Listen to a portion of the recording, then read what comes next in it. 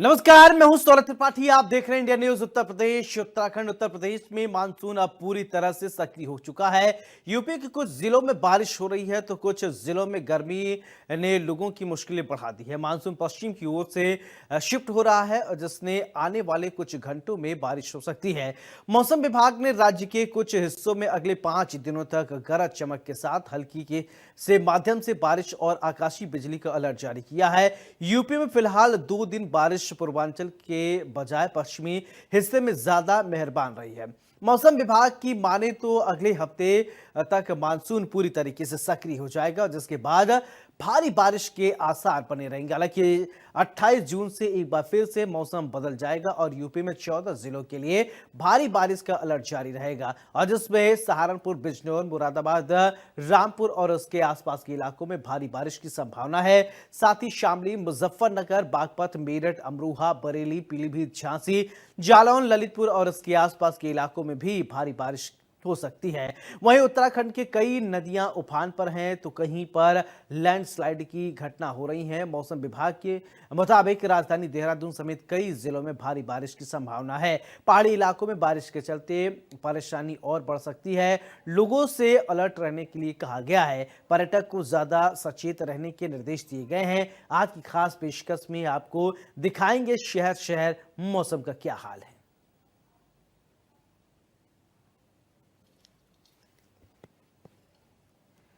तो बारिश को लेकर अलर्ट जारी किया गया है। मौसम को लेकर अलर्ट जारी किया गया है। शहर शहर मौसम का कहर हम आपको दिखाएंगे। रहें सावधान, बिगड़े हालात कैसे हैं उसको लेकर हम जानेंगे। तो कहीं पर उमस है, कहीं गर्मी है, कहीं बारिश है। जहां पर बारिश हो गई है तो अगर ज्यादा बारिश हुई तो वहां पर थोड़ी ठंडक होती है। अगर बारिश औसत से कम हुई तो वहां पर उमस हो जाती है। यूपी में मौसम पूरी तरीके से सुहावना। तो आज उत्तर प्रदेश के पश्चिम और पूर्वी हिस्से में बारिश की संभावना व्यक्त की जा रही है। मौसम को लेकर ताजा अपडेट क्या है, हमारे साथ हमारे सहयोगी जुड़ेंगे। हम जानेंगे कुछ इलाकों में गरज चमक के साथ बौछार पड़ने की भी संभावना व्यक्त की जा रही है। तो कहीं बादल गरजे तो कहीं बिजली चमकने की संभावना है। तो पश्चिमी उत्तर प्रदेश में कई जगह पर भारी बारिश हो सकती है, ये संभावना व्यक्त किया जा रहा है। तो बड़ी जानकारी आप देख पा रहे हैं। यूपी में मौसम पूरी तरीके से सुहावना है। चलिए, मौसम को लेकर ताजा अपडेट क्या है हमारे साथ ग्राउंड जीरो से मेरे सहयोगी जोड़ेंगे, जानेंगे वहां की स्थिति क्या है। तो लखनऊ लेकर चलते हैं। सबसे पहले जय शुक्ला मेरे साथ जुड़ रहे हैं। लखनऊ में क्या स्थिति है, जय बताइए। बिल्कुल, अगर राजधानी लखनऊ के मौसम की बात की जाए तो यहाँ पर लगातार बादलों की आंख मिचौली देखने को मिल रही है। पल में धूप, पल में छांव जैसा मौसम बना हुआ है। इस वक्त देख सकते हैं कि पीछे कितनी तेज चिलचिलाती धूप है और पल में थोड़ी ही देर में बादल आ जाते हैं। वहीं अगर हम टेम्परेचर की बात करें तो इस वक्त देख सकते हैं, मेरे मोबाइल में भी दिखा रहा है 36, जो 36 डिग्री टेम्परेचर यहाँ का दिखा रहा है, लेकिन फील हो रहा है 45 डिग्री जैसा। मतलब इतनी ज्यादा उमस है कि लोग उमस से बेहाल हैं। टेम्परेचर भले ही 36 डिग्री है लेकिन फील 45 डिग्री जैसा हो रहा है, तो ऐसे में लोग कहीं ना कहीं बेहाल हैं। और अगर बारिश की बात करें तो बीते दिनों छुटपुट बारिश जगह जगह देखने को मिली थी। हालांकि अभी जो प्री मानसून की बारिश है वही इक्का दुक्का जगह देखने को मिली है। अभी पूरी तरह से मानसून नहीं आया है। अगर मौसम वैज्ञानिकों की माने तो आने वाले 1-2 दिनों में यहाँ पर बारिश होने की संभावनाएं जरूर जताई जा रही हैं। वहीं अभी अगर मौजूदा मौसम की बात करें तो लगातार ठीक है। इस तरह के मौसम ने लोगों को परेशान कर रखा है। जी हाँ, पंकज चतुर्वेदी हमारे साथ वाराणसी से जुड़े हुए हैं। पंकज, कैसा माहौल है, मौसम जैसा कि पीछे आपके देख पा रहे हो, पत्तियां चल रही, मूव कर रही है, हवाएं चल रही, मानसून कैसा है बताइए। जी बिल्कुल, देखिए अगर हम बनारस की बात करें तो बनारस में भी पूर्ण रूप से अभी मानसून नहीं पहुंचा। कुछ बारिश हुई, घंटे, आधे घंटे, 15 मिनट इस टाइप से। और सुबह से ही जो बादल की और धूप की आंख मिचौली चल रही है। थोड़ी देर में बादल हो जा रहा है, थोड़ी देर में कड़क धूप हो रही है। और जो धूप है इतनी कड़ी है कि लोगों को बहुत दिक्कत, बहुत परेशानी हो रही है। मतलब सीधे चुभ रही है, मतलब समझ लीजिए कि आदमी बियरेबल नहीं है।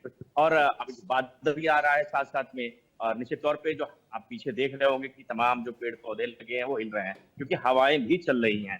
तो तापमान की बात करें, तापमान वर्तमान में अगर बात करें तो 33 है, पर जो फील हो रहा है वो 42 से अबव फील हो रहा है लोगों को। हालांकि जैसे मैंने बताया कि धूप छांव का खेल लगातार सुबह से ही चल रहा है और बीच बीच में जो धूप निकल रही है वो बहुत कड़ी है। लगता है कि आदमी एकदम बेहोश हो जाएगा, इस तरीके से मतलब आदमी डिहाइड्रेशन का शिकार हो जा रहा है, इतनी तगड़ी धूप लग रही है। जी सौरभ। बिल्कुल, पंकज गुप्ता मेरठ से मेरे साथ जुड़े हुए हैं। पंकज, मेरठ में किस तरीके का मौसम है? वहां पर बारिश की संभावना है या जैसा कि पंकज चतुर्वेदी बता रहे हैं और जय बता रहे थे, उमस वहां पर भी है? जी बिल्कुल, बता दूं कि मेरठ की बात करें तो मेरठ में कभी जो है बादल वो आसमान में दिखाई देते हैं, कभी जो है तेज धूप निकल जाती है और तेज धूप निकलने के बाद जो है उमस बढ़ जाती है। और इसकी जो है तस्वीर वो आप एक बार देख सकते हैं कि मेरे पीछे ये कमिश्नरी है और कमिश्नरी पर जो आने जाने वाले लोग हैं उनकी भी यानी कि धूप निकलने के बाद कितनी ज्यादा उमस है सड़क पर दिखाई दे रहा है। इक्का दुक्का गाड़ियां यहाँ पर दिखाई दे रही है, एक दो जो लोग हैं वो यहाँ पर दिखाई दे रहे हैं। लेकिन जो बारिश है, जिस बारिश को लेकर अलर्ट जरूर किया गया है, कि सबसे ज्यादा जो उम्मीद है वो पश्चिम उत्तर प्रदेश के किसानों को है, क्योंकि किसानों ने बहुत उम्मीद लगा रखी है। क्योंकि पिछली जो बिजली है, बिजली भी उनके साथ है, जो है आंख मिचोली का खेल खेल रही आती है, कई घंटे जो है चली जाती है। और जो किसान है वो अपने खेत में जो है जितना पानी चाहिए वो नहीं दे पाते, जितना सिंचाई उनको करनी होती है वो नहीं कर पा रहे। बारिश से काफी उम्मीद है, लेकिन बारिश भी उनके साथ एक किसानों के साथ मजाक करती हुई नजर आ रही है, पश्चिम उत्तर प्रदेश की बात करें तो। जी बिल्कुल, आलोक गुप्ता हमारे साथ जुड़े हुए हैं बरेली से। आलोक, बरेली की क्या स्थिति है, बताइए। जैसा कि आप देख रहे हैं हमारे पीछे जो main gate Bareilly Pilibhit bypass उसको कहते हैं, मेन हाईवे, यहाँ पर ट्रैफिक हमेशा की अपेक्षा में बहुत कम है। यहाँ पर बहुत ज्यादा ट्रैफिक रहता है, लेकिन इतनी गर्मी है कि गर्मी की वजह से लोग उससे कम ही निकल रहे हैं। बात की जाए बरसात की तो आज का मौसम सुबह से जरा थोड़ा खराब था, लेकिन बारिश होनी तो थी, लेकिन बारिश नहीं हुई। उसके बाद 11 बजे से बहुत तेज धूप निकल आई है कि धूप में खड़ा होना भी मुश्किल है। टेम्परेचर मेरे ख्याल से 37 के आसपास है, लेकिन जो उपज है, जो गर्मी है, वो वास्तव में झिला देने वाली है। लोग बहुत परेशान है इस गर्मी से। उससे भी बड़ी बात है जो बिजली है, बिजली की ट्रिपिंग बहुत हो रही है, बिजली नहीं आ पा रही है, बिजली का फॉल्ट हो जा रहा है, लेकिन उसको सही होने में बहुत टाइम लग रहा है। आज यहाँ पर जो मध्यांचल की एमडी है केजरीवाल जी, वो आई हुई है और उनकी मीटिंग ली है। उसमें ये मुद्दा भी उठा था कि यहाँ पर जो जनप्रतिनिधि हैं उन्होंने कहा है कि उनसे बात करती है कि यहाँ पर जो बिजली के फॉल्ट होते हैं वो सही नहीं हो पा रहे हैं। बिल्कुल, अमेठी से अगर बात करें, संजय हमारे साथ जुड़े हैं। अमेठी में क्या स्थिति है, संजय यादव? जी बिल्कुल, देखा जाए जिस तरीके से यूं कहा जाए कि बारिशों का दौर प्रदेश के कई हिस्सों में चल रहा है। अमेठी में भी अलग अलग जगहों पर 2 से 3 दिन लगातार बारिश हुई है। कल देर शाम भी अमेठी के कुछ हिस्सों में बारिश हुई है, जिससे जो मौसम है वो सुहाना है। लेकिन सवाल यह है कि जब बारिश होता है तो अभी ह्यूमिडिटी, यूं कहा जाए कि धरती जो है वो पूरी तरीके से ठंडी नहीं हुई है, जिसके बाद जैसे ही बारिश होती है तो फिर उमस भरी गर्मी जो आम लोगों को वो पूरी तरीके से परेशान कर रही है। आज दिन की अगर हम बात करें तो टेम्परेचर जो है 34 के आसपास है, 34 डिग्री सेल्सियस टेम्परेचर इस समय देखने को मिल रहा है। हालांकि आसमान में जो बादल हैं वो छाए हुई हैं और 4 बजे के आसपास जो बारिश की संभावना है वो जताई जा रही है। यूं कहा जाए कि जो धूप छांव का खेल है वो अमेठी में भी देखा जा रहा है, लेकिन शाम होते होते जो मौसम है वो करवट लेता है और कहीं ना कहीं अमेठी के किसी न किसी हिस्सों में जो बारिश है वो देखी जाती है। और ये पिछले 1 सप्ताह से यूं कहा जाए कि लगातार इस तरीके का मौसम जो है वो बना हुआ है। हालांकि भीषण गर्मी से जो चिलचिलाती धूप थी उससे लोगों को राहत मिली है, लेकिन उमस अब भी लोगों को अमेठी में परेशान कर रही है। जी बिल्कुल, वाराणसी से पंकज चतुर्वेदी, मेरा सवाल आपसे, पहले जब बारिश ज्यादा की स्थिति होती थी या थोड़ा ही आजकल बारिश होती है तो सड़कों पे मार्ग बहुत ज्यादा जलमग्न हो जाता है। अगर नगर निगम कार्रवाई करता है या नहीं करता ये भी अपने आप में सवाल है। लेकिन क्या आप मानते हैं कि पक्कीकरण जब से बहुत ज्यादा हुआ है, और पहले क्या था कि जमीनी स्तर पर पानी एब्जॉर्ब करता था, लेकिन आज पक्की सड़कें बहुत ज्यादा है, लोग घर के सामने बहुत ज्यादा पक्कीकरण कर लिए हैं, वह भी एक फैक्टर है कि पानी बहुत जल्दी से, बारिश थोड़ी हुई और सड़कों पे पानी जमा। जी बिल्कुल सौरभ, आपने सही कहा। जिस तरीके से पक्कीकरण हुआ है, जिस तरीके से नाली और नाले कई जगह पक्कीकरण की जद में आ गए, चुप हो गए, उसके वजह से कई जगह वाटर लॉगिंग की स्थिति देखने को मिलती है। और जब भी मूसलाधार बारिश होती है तो हम बनारस के कई हिस्सों की बात करें तो वहां पे अगर मान लीजिए 2 घंटे 3 घंटे की बारिश हो गई तो वहां पे वाटर लॉगिंग होना तय है। उसमें कई वाहन फंस जाते हैं, चाहे 2 पहिया वाहनों की बात करें, 4 पहिया वाहनों की बात करें, यहाँ तक कई जगहों पे घुटने तक, जांघ तक पानी जो है लग जाता है। तो निश्चित तौर पे जिस तरीके से पक्कीकरण होता है उसको इसके जद में कई नालियां, नाले जो है वो कहीं ना कहीं जो उसमें जो उनका एग्जिट पॉइंट बना था, जहां से जो मैनहोल बना है, वो चोक होने की वजह से पानी निकलने में टाइम लगता है। तो उस दरमियान घंटे, 2 घंटे, 3 घंटे तक लोगों को दिक्कतों का सामना करना बिल्कुल पड़ता है। जी पंकज, सर। पहले तो ऐसा हुआ करता था, बनारस कैंट से लेकर अंतरा पुल के आसपास के रीजन में थोड़ी सी बारिश होती थी तो घुटने के ऊपर तक पानी जमा हो जाता था और लोगों को समझ में नहीं आता था कि हम तालाब में चल रहे हैं, सड़क पे चल रहे थे। खूब आए दिन घटनाएं भी होती रहती थी उस समय। बिल्कुल सर, आपने सही कहा। अंद्रा पुल में अगर आज भी हम बात कर ले तो आज भी देखिए, जो ऊपर रेलवे का जो ब्रिज आ रहा है उसके नीचे जो अंडरपास बना है, वहां पे आज की स्थिति में भी अगर घंटे भर बारिश हो जाती है तो घुटने से ऊपर तक का पानी लग जाता है। और कई बार ऐसा होता है कि वहां पे कई वाहन फंस जाते हैं, उसकी वजह से ट्रैफिक जाम की भी स्थिति उत्पन्न होती है। तो निश्चित तौर पे अभी भी उन दिक्कतों से, उन परेशानियों से बनारस अभी उबर जी। नहीं सकता है। जैसे मैंने बताया कि जो ओवरब्रिज के नीचे अभी भी पानी जाम जी जी होता है, तो निश्चित तौर पे लोगों को परेशानी होती है। जी सर। बिल्कुल। मेरठ से पंकज गुप्ता, मैं ये जानना चाहता हूं, देखिए बारिश की तो बात हम लोग कर रहे हैं, लेकिन बारिश के बाद जो समस्या होती है उससे निपटने के लिए जिला प्रशासन, खासकर स्वास्थ्य विभाग कितना तैयार है? क्योंकि उमस से बहुत ज्यादा गर्मी जब होती है लोग बीमार होते हैं, किसी को उल्टी, जुकाम, बुखार, इस तरीके की भी समस्याएं आने लगती हैं, तो उसको लेकर जिला अस्पताल में कैसी व्यवस्थाएं हैं? जी बिल्कुल बात करें, क्योंकि जो जिला अस्पताल है, जिला अस्पताल के अंदर जो मरीज हैं उनकी जो संख्या है वो अधिक होने लगी है। चाहे मरीज जुकाम हो, खांसी हो, बुखार हो, लूज मोशन हो, तमाम इस तरह के जो मरीज है वो अब जिला अस्पतालों में पहुंचते हुए नजर आ रहे हैं। वहीं अब जो है मेरठ डीएम ने बिल्कुल सख्त आदेश जो है जिला अस्पतालों को दिए गए हैं। सीएमओ को उनके द्वारा आदेश दिए गए हैं कि वो रोज अस्पतालों में जाकर वहां का निरीक्षण करें, क्योंकि वहां पे जो ORS घोल है, पानी की जो व्यवस्था है, तमाम व्यवस्थाओं को अपनी नजरों में यानी कि अपना उनकी देखरेख करें।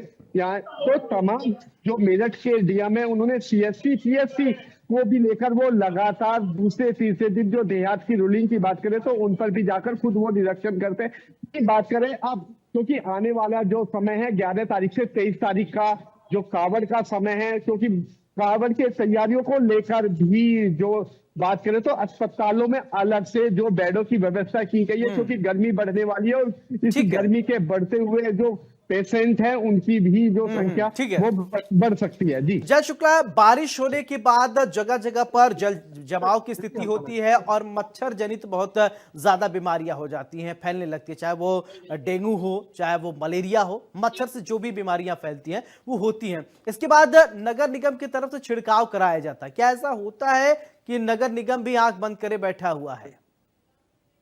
बिल्कुल, अगर अभी देखा जाए तो अभी तो फिलहाल इक्का दुक्का ही जगह छिड़काव की स्थिति देखने को मिलती है, क्योंकि अभी इतनी ज्यादा बारिश लखनऊ में फिलहाल नहीं हुई कि जगह जगह जल जमाव हो जाए। हालांकि इसको लेकर के नगर निगम को पहले से अलर्ट किया गया। और संचारी रोग, आपको बता दें कि पूरे जुलाई माह संचारी रोग भी चलाया जाता है, जिसकी वजह से जगह जगह जाकर के कैंपिंग की जाती है, लोगों को दवाइयां वितरित की जाती हैं, गाँव गाँव जाकर के पूरा स्वास्थ्य विभाग की तरफ से कैंप लगाया जाता है, जिसमें मलेरिया विभाग के भी लोग रहते हैं। तो इस तरह की तमाम व्यवस्थाएं पहले से ही मुकर्रर कर ली जाती हैं। पूरा सिस्टम बना लिया जाता है कि जब बारिश होगी, बारिश के बाद कहीं ना कहीं संचारी रोग, डेंगू है, मलेरिया, इनके फैलने का खतरा बढ़ेगा, तो ऐसे में क्या कुछ किया जाए। हालांकि नगर निगम को भी पहले से ये अलर्ट किया गया है। हालांकि देखा जा रहा है कि जमीनी स्तर पर नगर निगम के जो कर्मचारी और अधिकारी हैं वो मौके पर जाकर के निरीक्षण भी कर रहे हैं। जो नाले हैं उनकी साफ सफाई कराई जा रही है। यहाँ तक आपको बता दें कि NH के जो भी नेशनल हाईवेज हैं वहां पर भी देखने को मिल रहा है कि वहां पर जो नाले बने हुए हैं उनकी भी लगातार सफाई चल रही है। तो इस बार देखने को मिला कि पहले से ही मानसून को लेकर के जो नगर निगम है, चाहे NHI है, चाहे स्वास्थ्य विभाग हो, ये पहले से अलर्ट देखने को मिल रहे हैं, ताकि लोगों को असुविधा ना हो। अगर मान लीजिए कोई पेशेंट आता है तो उसको उचित उपचार मिल सके, इसको लेकर के जो एडवाइजरी है वो पहले से ही जारी की गई है, जिसको लेकर के हॉस्पिटल्स में भी आपको बता दें कि जिस तरह से देखने को मिल रहा है, इसमें उमस भरा मौसम है और ऐसे लोग बीमार ज्यादा पड़ रहे हैं।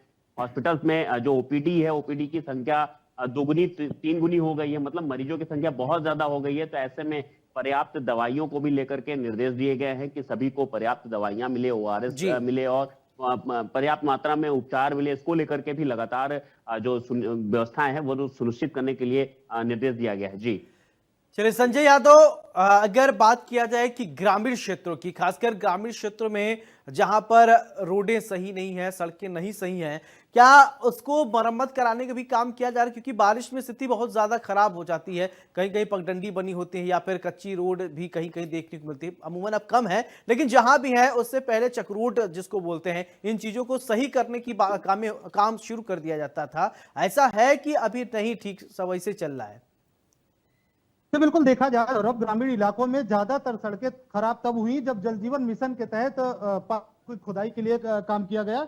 उस समय जो ज्यादा सड़कें थी उनको नुकसान पहुंचा, चाहे वो चक्रोट हो या फिर आरसीसी हो, इंटरलॉकिंग हो, इन जगहों पर ज्यादा नुकसान पहुंचा। हालांकि एक बार रिपेयर का काम किया गया था, क्योंकि तमाम सड़कें और तमाम चक्रोट और इंटरलॉकिंग थे वो जो है डिस्टर्ब हुए थे, जिसके बाद शासन के निर्देश के बाद जल जीवन मिशन शक्ति के तहत काम कराया गया। लेकिन फिलहाल जैसे ही बारिश आई है, अभी बारिश का आगमन पूरी तरीके से नहीं हुआ, लेकिन तमाम ऐसी सड़कें हैं, तमाम ऐसे इंटरलॉकिंग और चक्रोट है जो अब भी पूरी तरीके से डैमेज है। और कहीं ना कहीं देखा जाए, जब बारिश आ जाएगी तो उसमें जो आम जनमानस है, जब उन चक्रोट या उन इंटरलॉकिंग या सड़कों पर चलेगा तो उनको विशेष दिक्कत का सामना करना पड़ेगा। और ऐसी समस्याएं अमेठी के अधिकतर गांवों की जो स्थिति है वो बनी हुई है। कहीं ना कहीं देखा जाए तो बड़ी मात्रा में जल जीवन मिशन शक्ति के तहत खोदी गई सड़कें जो है वो इस समय जर्जर हुई है। और दूसरी तरफ अगर ग्रामीण इलाके की सड़कों की बात करें तो बहुत सारी ऐसी सड़कें हैं पीडब्ल्यूडी की जो पूरी तरीके से जर्जर है, जिन पर बड़े बड़े गड्ढे हैं, क्योंकि जैसे ही बारिश तेज होने लगेगी उसके बाद फिर लोगों को प्रॉब्लम होगी और तमाम समस्याएं होगी। हालांकि यूं कहा जाए बड़ी सारी सड़कें जो है पीडब्ल्यूडी ने ठीक करवाया है, जो हाईवे है और जो मेन रोड की सड़कें हैं उन सारी चीजों को ठीक करवाया, लेकिन ग्रामीण इलाकों में स्थिति अभी भी बहुत सारी सड़कों का खराब देखने को मिल रहा है। बिल्कुल आलोक, देखिए कभी कभी ऐसा होता है सड़कों पे सड़क है, सड़क में गड्ढा है या गड्ढे में सड़क है, ये समझ में नहीं आता। और सबसे ज्यादा प्रॉब्लम वही होती है, क्योंकि अगर पानी में अगर जल जमाव हो गया तो लोग समझ नहीं पाते। वैसे भी बहुत सारी ऐसी रोडें सड़कें हैं जिसकी खस्ता हाल है, और उनको सही कराने के ये कोशिश होती है कि बारिश से पहले इनको कम से कम एटलीस्ट दुरुस्त करा दिया जाए। गड्ढा मुक्त की जो बातें होती परिकल्पना की जा रही है,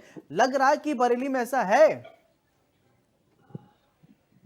जी बिल्कुल, आपको बताना चाहेंगे बरेली में जो मुख्य मार्ग हैं उनके तो अभी जो बलगांव से पहले कहीं से जो देहात के क्षेत्र हैं, जो बरेली से कोलरिया क्षेत्र हैं, जो गांव से जुड़े हुए क्षेत्र हैं, उनमें अभी भी रोड टूटे हुए हैं। अभी पिछली बार अभी 3-4 दिन पहले जब बारिश हुई थी उसमें एक बड़ा गड्ढा था, उसमें पानी भर गया और जो मोटरसाइकिल आ रहा था उसको नहीं दिखा कि इतना गहरा है, उसको उसमें चला गया। चूंकि उसका एक्सीडेंट हो गया, काफी चोट लग गई और हॉस्पिटल में भी एडमिट कराया गया। तो कहीं ना कहीं ये देखने को मिलता है जहाँ पे बड़े रोड टूटे हुए हैं, गड्ढे हैं, उनको मरम्मत नहीं कराई गई, जिसके वजह से जो छोटी मोटरसाइकिल है, छोटी गाड़ी वाले उनको हादसे का सामना करना पड़ता है। ठीक है, पंकज चतुर्वेदी, मेरा सवाल आपसे, देखिए अगर शहर की अगर बात करें तो वहां तो चीजें ठीक करा दी जाती है, लेकिन ग्रामीण क्षेत्रों की बात करें तो चाहे पता चला नालियां बजा रही हैं और ऐसी स्थिति बेकार हो जाती है बारिश के बाद, लेकिन ध्यान देने वाला कोई नहीं है। खासकर अगर वाराणसी की बात करें जहां पर शहर क्षेत्र है, लेकिन क्योंकि जिले का व्यास तो बहुत बड़ा है, बहुत लंबे चौड़े क्षेत्र में फैला है, एक पर्टिकुलर क्षेत्र को देखा जाता है, बाकियों को इग्नोर कर दिया जाता है। ऐसा तो नहीं है, या सबको बराबर देखा जा रहा है या कुछ इग्नोर भी कर दिए जाते हैं, अधिकारी वहां पहुंचते ही नहीं है? जी बिल्कुल, बहुत बढ़िया प्रश्न किया आपने सौरभ। देखिए बनारस शहर की हम बात करें तो बनारस के शहर के जो मुख्य मार्ग हैं या मुख्य जो कॉलोनीज हैं, मुख्य मोहल्ले जो हैं, वहां पे तो साफ सफाई की बहुत बढ़िया व्यवस्था, चाक चौबंद व्यवस्था है। पर कहीं ना कहीं तमाम जगह जो कूड़ा घर है या जो गलियों वाला हिस्सा है वहां पे और सुदृढ़ करने की आवश्यकता है, साफ सफाई की बात करें तो। और रही बात ग्रामीण अंचल में, तो ग्रामीण अंचल में निश्चित तौर पे वहां पे भी और कार्य करने की आवश्यकता है, क्योंकि कई जगह देखा गया है कि सड़कें उखड़ी हुई हैं, उस पे संज्ञान नहीं लिया गया। कई जगह नालियां जो बजा रही हैं, हम ग्रामीण अंचल की बात कर रहे हैं, जी। तो उन जगहों पे विशेष ध्यान देने की आवश्यकता है। और इस पे बनारस के जिला प्रशासन को या जो शहर की जो गलियां वहां पे नगर निगम को विशेष ध्यान देना चाहिए। जी सर, बिल्कुल। जय, मेरा सवाल आपसे, राजधानी लखनऊ की अगर बात करें तो जहां पर माननीय लोग रहते हैं वहां तो सब कुछ ठीक है, और जहां पर माननीय नहीं रहते हैं, जहां पर बहुत जनसाधारण लोग रहते हैं, वहां पर भी ठीक है चीजें कि नहीं? बिल्कुल, अगर हम बात करें तो जैसा कि आपने कहा कि जहां पर माननीय रहते हैं वहां पर व्यवस्थाएं ठीक है, क्योंकि उनको डर होता है कि कहीं माननीयों की अगर नजर टेढ़ी हो गई तो कहीं ना कहीं उनके लिए एक परेशानी खड़ी हो जाएगी। तो ऐसे में आपने बिल्कुल सही कहा कि जहां माननीय रहते हैं वहां पर तो साफ सफाई होती है, लेकिन जहां पर आम जनता रहती है वहां पर हफ्तों हो जाते हैं, सफाई कर्मचारी नहीं जाते हैं, जिसकी वजह से तरह तरह की बीमारियां होती हैं। अगर राजधानी लखनऊ के हम ग्रामीण क्षेत्रों की बात करें तो यहाँ पर हर एक गांव में एक सफाई कर्मचारी नियुक्त तो किया गया है, लेकिन अधिकारी उन सफाई कर्मचारियों को कहीं ना कहीं अपने व्यक्तिगत काम में या ऑफिशियल काम में उनको लगा रखा है। वो सफाई करने महीनों नहीं जाते हैं, तो 6-6 महीने 3-3 महीने 6-6 महीने हो जाते हैं, वहां की सफाई नहीं होती। और नतीजा ये निकलता है कि जब बारिश आती है तो बारिश में वो नालियां बदबदाती हैं, पानी भरता है और उसमें तमाम तरह की जो बीमारियां हैं मच्छर जनित वो उत्पन्न होती है, जिससे देखा जाता है कि हर बार किसी न किसी एरिया में जो डायरिया जैसी समस्याएं हैं या डेंगू जैसी जो समस्याएं हैं वो उत्पन्न होती हैं। और उसके बाद कहीं ना कहीं प्रशासन जगता है, तब वहां पर नगर निगम के कर्मचारी और पूरा अमला उस जगह मौजूद होता है, पहुंचता है, तब जाकर के वहां का पूरा हाल लिया जाता है। लेकिन व्यवस्थाओं की बात करें तो इस तरह की लचर व्यवस्था जरूर देखने को मिली है कि सफाई कर्मचारियों को जो प्रॉपर तौर पर उन्हें गांव की या उस एरिया की सफाई करनी चाहिए वहां पर ना लगा करके वो अपने व्यक्तिगत कामों में अधिकारियों ने लगा रखा है, जिसकी वजह से ये समस्या जरूर खड़ी होती है। जी संजय यादव, मेरा सवाल आपसे कि क्या क्या चुनौतियां होती हैं बारिश के बाद? और जो देखा जाए तो सौरभ, कहीं ना कहीं बारिश के बाद जो जिला प्रशासन है उसको कई सारी चुनौतियों का, यूं कहा जाए कि बारिश से ही चुनौतियों का सामना करना पड़ता है। सबसे पहली चुनौती तो यह है कि कहीं पर किसी प्रकार का पूरे जनपद में जलभराव ना हो।